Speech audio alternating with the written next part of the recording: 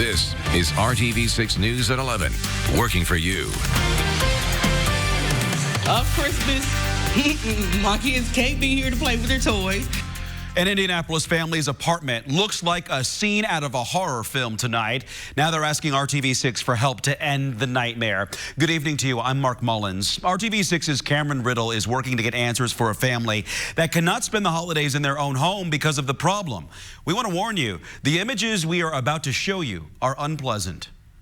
India Jones says her Christmas season has been ruined by leaking sewage and apartment managers who she says are in no rush to fix it. The whole apartment is flooded out. It's feces and I don't know, wipes or whatever are all in the bathroom. The second you step into India Jones and her father Frederick's Maple Creek Village apartment building, you are slapped with an unbearable smell of human waste, and your shoes sink into the sewage-soaked carpet after a massive flooding incident last Saturday in the building's laundry room, and then another massive overflow of raw sewage shooting up from Jones's toilet and bathtub. This time while her two children were in the home Christmas morning.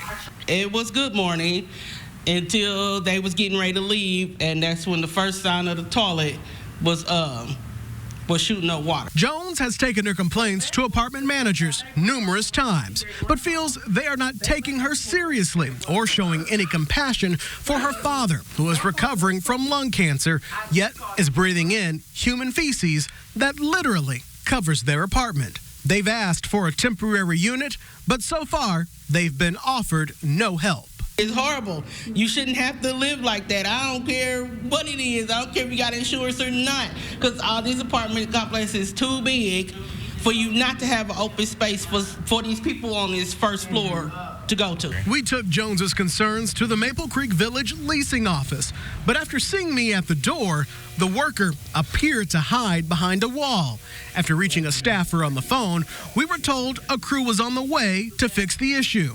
Jones says after days of waiting for the office to take care of the problem, she'll believe it when she sees it. Because they're not concerned, but I bet you he'll get a text on the phone about rent. I bet you that much. Working for you on the West Side, Cameron Riddle, RTV6. Well, Jones and her family are currently staying with her sister until the crew stops the flooding and cleans the mess. RTV6 will stay on top of this story until the issue is resolved. If you feel like you have a problem and you have nowhere else to turn, you can contact us at workingforyou@rtv6.com. It is another nice night to check out the Circle of Lights in downtown Indianapolis. Not as warm as yesterday, but still warmer than normal. Storm Team 6 meteorologist Kyle Mounts joining us now with the forecast on a Friday. Yeah, and Mark, those temperatures are going to warm right back up here over the next couple of days. So just a temporary bump in the temperature road. Right now we're at 37 degrees in Indy, Kokomo at 35, still in the lower 40s in Bloomington.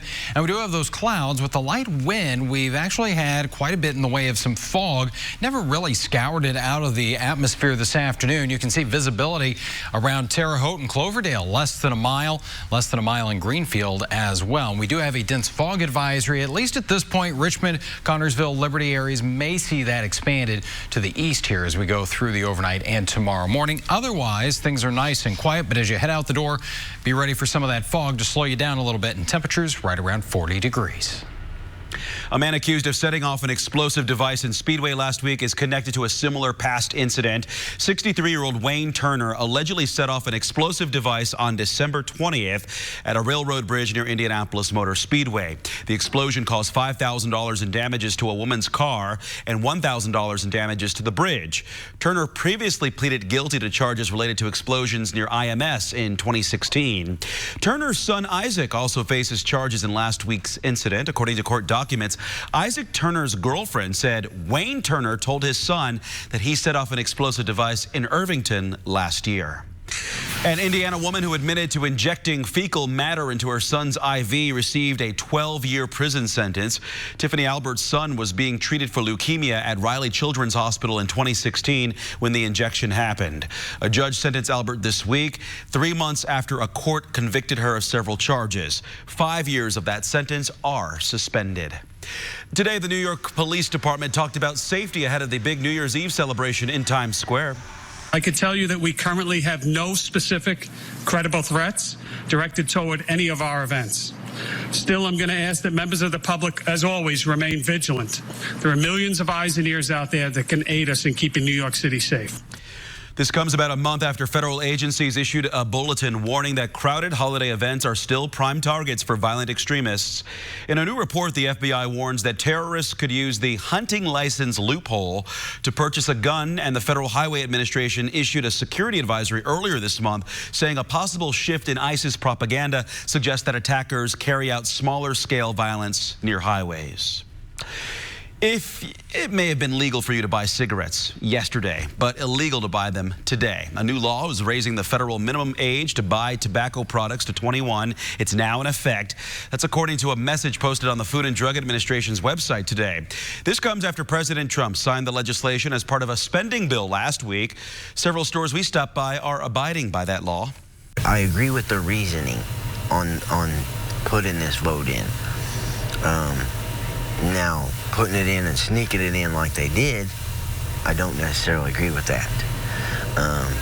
It's bad for businesses. It's bad for, all kinds of stuff. It's going to create chaos. The Indiana Food and Fuel Association released a statement criticizing the abrupt timing of the law, saying in part, quote, "This change has created mass confusion in our industry. The implementation of this statute is one of the worst rollouts in memory. It is wildly irresponsible and demonstrates a gross dereliction of duty on part of the FDA," end quote. Democratic presidential campaigns are ramping up with the Iowa caucuses barely a month away. ABC News political director Rick Klein has more on how the candidates plan to build momentum into 2020.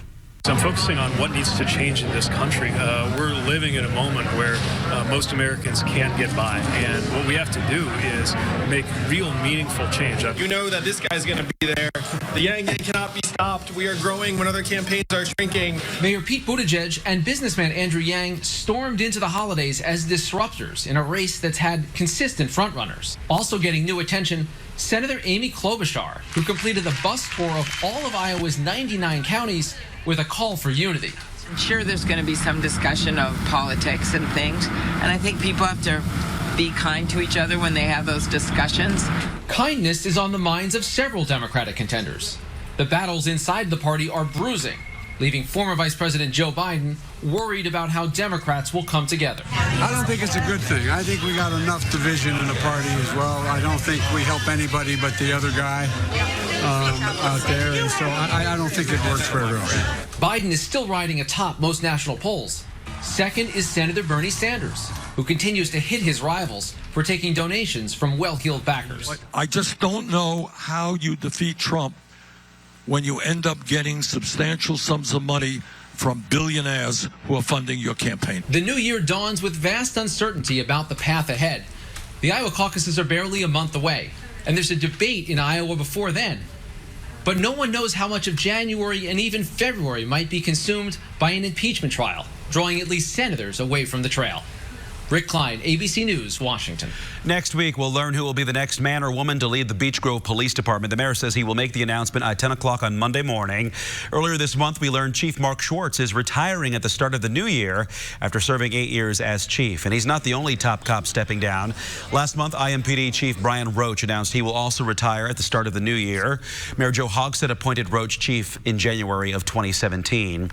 And just over 3 weeks ago, Muncie Police Chief Joe Winkle announced he will leave the department on December 30th. Shortly after that, the mayor-elect announced Nathan Sloan will take over as chief on January 1st. IPS officials are encouraging more families to participate in the district's meal services during breaks. Free breakfast and lunch will be offered at more than a dozen sites next Monday, Thursday, and Friday. The program is not just for IPS students. Any child under 18 can get a meal. Food service manager Mark King says not enough people are taking advantage of the service. There's definitely a need for this. I mean, we hear stories about not enough food, and we hear stories about food banks running out of food. And if you can't get to a food bank, for example, here's just another really good option. It's hot, it's a hot meal, it's free, and it's always available. You can find a full list of meal sites and times on the RTV6 app. Now coming up, a contract dispute that some say could have an impact on public safety is getting heated. And after RTV6 told you about a woman hoping to collect irreplaceable items to their rightful owner, you helped make it happen. When tornadoes rip through Kokomo in 2016, they not only ripped apart lives, but homes as well, and left behind in the rubble were these priceless possessions that an Indianapolis woman is now trying to return to their rightful owner. I came across one of their photo albums. When Crystal Bray answered the calls to come help her friends gather what they could from their devastated apartment complex, they drove to Kokomo, and while there, quickly started helping as many evacuating residents as they could. In the middle of chaos and ripped apart homes, Bray met a married couple in their 50s. At the time, they were cramming everything they could into their car, leaving only enough room for their dog. And in their rush to leave, the unknown couple, likely named James and Nina Townsend, left behind possessions that money can't replace. Hi, Cameron. My name is James Townsend. You did an article on me and my wife from Kokomo, Indiana. After a 3-year-long search, the mission to find the couple who left behind priceless possessions after a Kokomo tornado has been accomplished. Hi, Mr. Townsend. Oh, my God. How you doing? Pictures of Townsend's wife, Nina, were among the clues used to locate Townsend. The pictures he never thought he'd see again brought back happy memories of the love of his life, who died in 2017.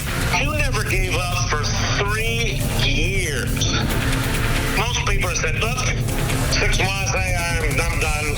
I'm not going to look no more. But this is amazing. It's the perfect Christmas gift. Try WetJet with a money-back guarantee. This is RTV6 News at 11, working for you. The search for answers continues in the death of an Avon mother. Today, we asked police if there were any updates in the Naja Farrell case. Investigators tell us they were hoping media coverage around Thanksgiving would lead to new information, but they have not received a single tip since then. Farrell disappeared in March after leaving for work. In April, 2 fishermen found part of her body in a pond in northern Indiana. The group representing Owen Valley volunteer firefighters issued a statement tonight slamming a proposed contract. RTV6 first told you about this dispute yesterday. In a Facebook post tonight, the Owen Valley Volunteer Firefighter Incorporated group said issues with the contract include that firefighters can be assigned extra duties at any time without compensation, and they are subject to being fired without a hearing or due process if they refuse. The group says it's lost confidence in the Fire Territory Board. You can read much more about this complicated issue by clicking on this story in the RTV6 app. Here's something you may not expect to see in the week of Christmas in central Indiana, a bustling golf course. The unseasonably warm temperatures have been good for business on local greens. We saw people on the links at South Grove Golf Course. Yesterday we had a very busy day. It was almost comparable to a summer weekday, which is always nice to have in the winter. Obviously, you can't count on that. So. That manager tells us golfers will come out to play year-round in a weather of any temperature there. So. And might as well do it. And less than 2 weeks ago, all that was covered in several inches of snow. That has certainly melted with the warm stretch that we have enjoyed. Today was not quite as warm as we head through the afternoon hours. We did start off in the 50s, though. About a 10 to 15 degree temperature spread across central Indiana right now. 34 in Tipton, 46 though in Bedford, and 37 degrees in downtown. Satellite radar shows that we've got the clouds. Those have kind of been filtering through much of the day and aren't going to be leaving us during the overnight with a temperature of 37. That wind staying very light, and that's going to allow more of that fog to stick with us here right on into your Saturday morning. So if you are heading out early in the morning, may have a little bit of visibility issue here. We'll start to mix out some of that fog, though, as the winds pick up. As we get to around noon, we've got winds out of the south around 10 miles per hour, and that's also going to drive up those temperatures. Even though we keep the clouds around, numbers will top out around 60 degrees in most spots. 57 for you Saturday afternoon in the Kokomo area, 59 in Lafayette, 63 Martinsville, and 61 in Indy. Again, our average high just about 36 degrees, so we're looking pretty good, actually flipping those numbers around for you in Bedford and Bloomington at 63. All right, so rain chances tomorrow. Not really going to have to worry about that until we get into Saturday night, and then you can see they're likely right on through the day on Sunday. Possibly even a few thunderstorms there Sunday as well. As we get into TrueCast, this is 6 o'clock tomorrow evening. A couple of very isolated showers, but we'll see more widespread rain as we go through the late overnight and into our Sunday morning, and then into the Sunday evening time frame. We see more of that rain spilling in across central Indiana before the whole system starts to pull away to the east and northeast by Monday morning. Rainfall potential generally about 1 to 2 inches of rain is expected between Saturday night and Monday morning. Behind that system, temperatures are going to fall. So on Sunday, we enjoy a temperature of 63. We drop by about 20 degrees, though, on Monday to 43, and it is going to be windy there, so that will make it feel even a little bit colder. In the 7-day planning forecast, the high, well, about where we should be by Tuesday at 37, but it doesn't last long. We are starting to recover even into New Year's Day, 44 degrees. We'll have those temperatures into the lower 50s and another chance for rain as we end next week. Well, 2020 right around the corner. It's coming up fast. Bye to that decade. That's right. All right.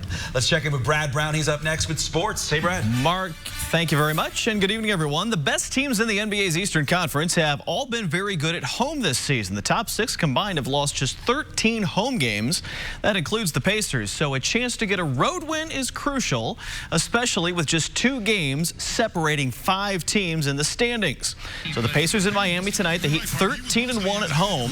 Coming in, solid start for the Pacers tonight. T.J. McConnell, the long pass ahead. Justin Holiday, the finish. Justin had 13 points in the first half. Pacers down 3 at halftime. This game was close the rest of the night, though. On the break again, T.J. Warren with the finish in the friendly roll. He scored 16 points. 2-point game going into the fourth. Pacers would fall down 9, then come back to take the lead. Aaron Holiday, a floater from the free throw line. He had a team-high 17. 1-point game in the final minute. Jeremy Lamb drives, a little contact, no call, but gets the shot to go.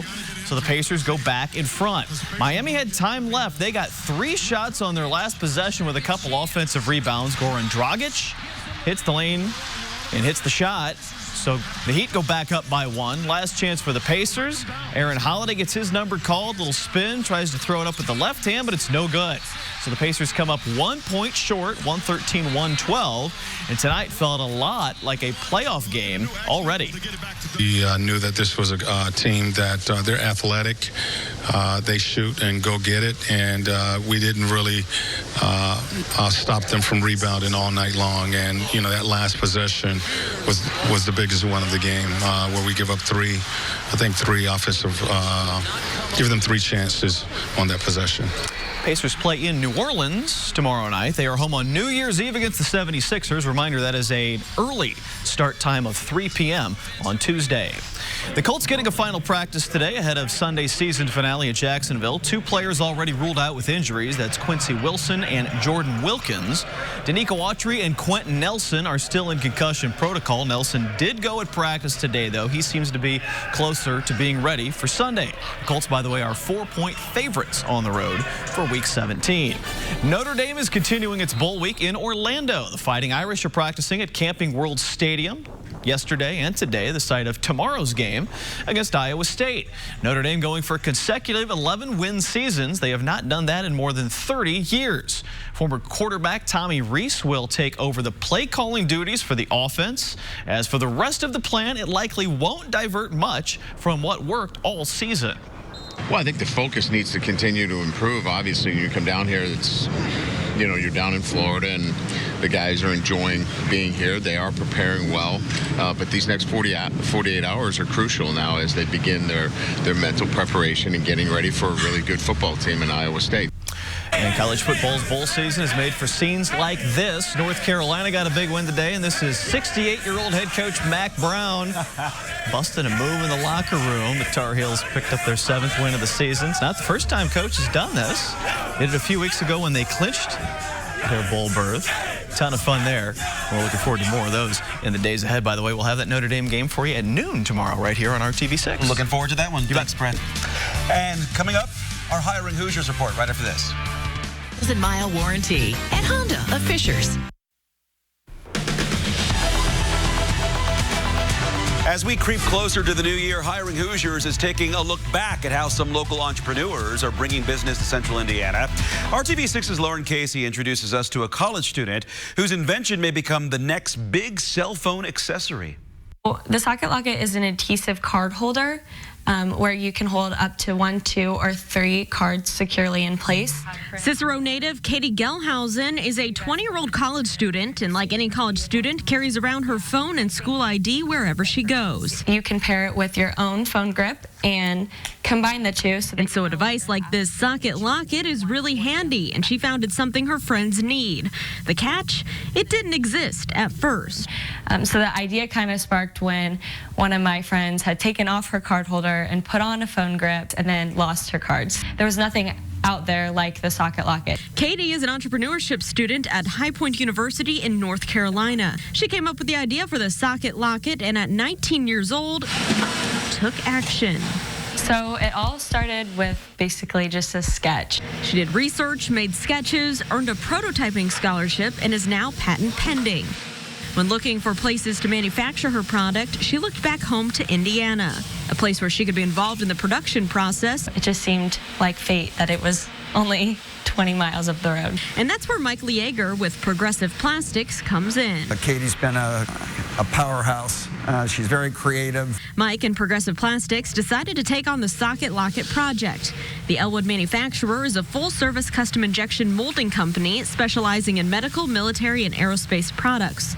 And inventors are especially important to this local businessman. She has created something out of nothing, and that something demands attention.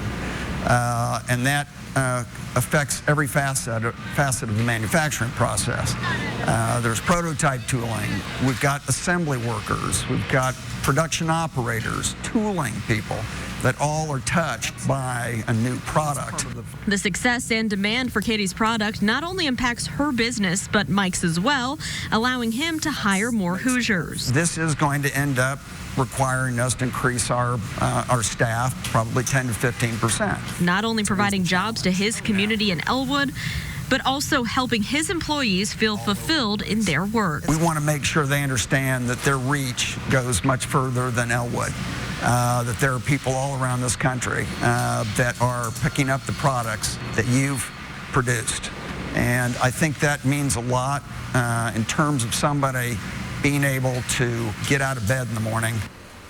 That was Lauren Casey reporting. If you want to learn more about Socket Locket or job opportunities with Progressive Plastics, go to hiringhoosiers.com. We'll be right back.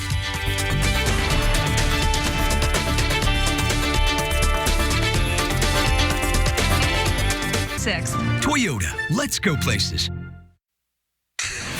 Gleaner's Food Bank is celebrating a big milestone. The organization says this month it distributed more than 500 million pounds of food and other items to people in need. This morning, staff members and guests marked the occasion by holding a rally as a truck loaded with food left the distribution center. The CEO says while he's proud of this accomplishment, there's still a lot of work to do. Unfortunately, that gets us to almost half the need. We still have a 53 million meal a year gap in those 21 Indiana counties. So I wish that we could have talked about 1 billion pounds, not 500 million pounds being distributed. Gleaners will celebrate its 40th anniversary next September. So here we are on the doorstep of the weekend. A lot of you making some plans. And Saturday is your best outdoor day. Temperatures are back in the lower 60s by the afternoon. We'll have a dry day, and then as we get into the evening, showers return. Fairly widespread rain on Sunday. A couple rumbles of thunder in the mix there at 63. As we go into the 7-day planning forecast, temperatures cool down a little bit on Monday and Tuesday, but overall not bad for the end of December. Yeah, won't be freezing when you're outside for the New Year's Eve celebration, so enjoy that. Thanks for joining us tonight. Have a good evening, everyone.